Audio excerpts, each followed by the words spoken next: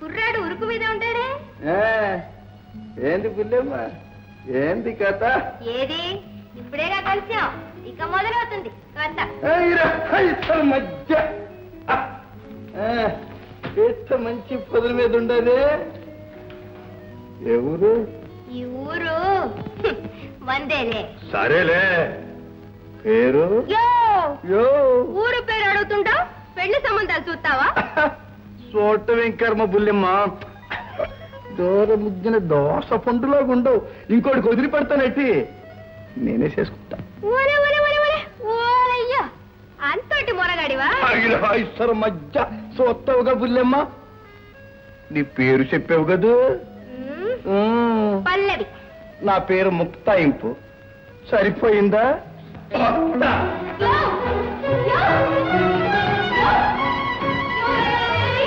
ఆగవయ్యా, ఆగు. ఊరు పేరు అడిగి పారిపోతుండేవయ్యా. హారాలు బయటికి తీ. హారాలు నాకేం తెలుసు? ఓరయ్యో, నాకే మస్కా కొడదాని చూస్తున్నావా? నువ్వు కొట్టాడో నేను చూసాలేవయ్యా. మధ్య నువ్వు చూస్తే నాకేం భయమా? మళ్ళీ చూపిస్తా చూడు. ఇదిగో హారం.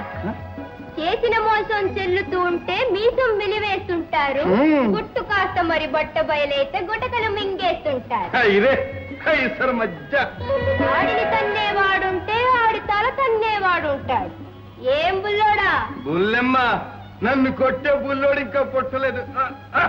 కాలి కింద కన్నమెత్తా, కంటూ ఉన్నది రెప్పకి తెలియకుండా అట్ట అట్టలాగేస్తా. అయితే కాదు. ఇదిగో పిల్లోయ్, చిన్నోళ్ళ మీద పేదోళ్ళ మీద చెయ్యను. పిక్కవలసిన పెద్దోళ్ళ సంగతి చెప్పు, ఒక చూపు చూస్తా. మళ్ళా పేద పెద్ద అనే పక్షపాతం ఎందుకు?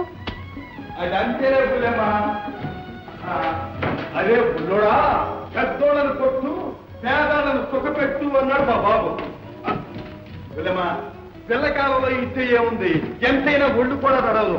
ఈస్తే సముద్రమే ఏడాలి, పడితే ఏనుగు తల మీద కొట్టాలి. పర్వాలేదే, చేసేది దొంగతనం అయినా అందులో దొరతనం కూడా ఉంది. అదే కాదు, పచ్చి మొగతనం కూడా ఉంది. ఏం చేయమంటావో చెప్పు, చేస్తా. చూడు, ఈ దేశం మహారాణి దగ్గర ఒక గొప్ప ఇలువైన హారం ఉందంట. అందులో పథకం తెలుపు నుండి పైనేమో 3 బొమ్మలుంటాయంట. ఆయమ్మ దాన్ని ఒంటి నుంచి తినేదంట. చావుంటే అది కొట్టుకురా. మధ్య ఏమిస్తావో చెప్పు. ఏం కావాలో అదే ఇస్తా. మధ్య